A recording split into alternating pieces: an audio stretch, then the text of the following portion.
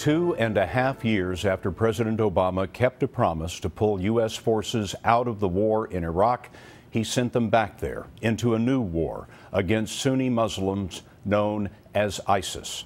ISIS has been seizing territory in Iraq and Syria to form a new Islamic state. Today, U.S. fighters hit ISIS targets in northern Iraq with the goal of stopping them from overrunning a key Kurdish city.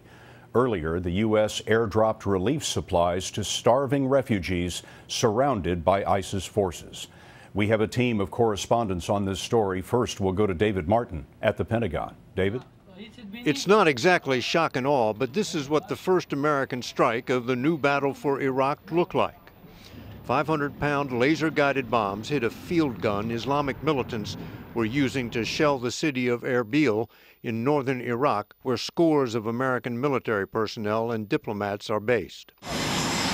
The F-18 jet fighters which dropped the bombs returned to the carrier George H.W. Bush in the Persian Gulf. Later in the day, U.S. aircraft carried out 2 more strikes against militant forces on the outskirts of Erbil. In one, a drone hit a mortar position, waited for the fighters to return, and hit it again, killing the fighters. In the other, 4 F-18s each dropped a bomb on a convoy, then came back for a second pass, dropping 4 more bombs.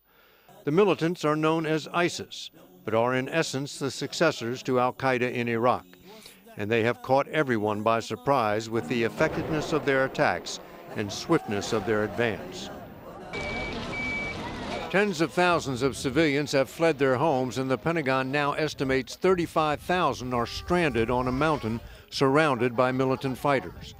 More airdrops are expected tonight to keep the refugees from starving or dying of thirst.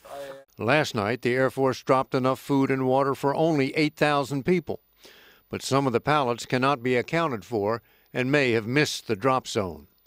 Getting the refugees off the mountain could require more U.S. airstrikes to help Iraqi or Kurdish forces establish a safe passage corridor through militant lines.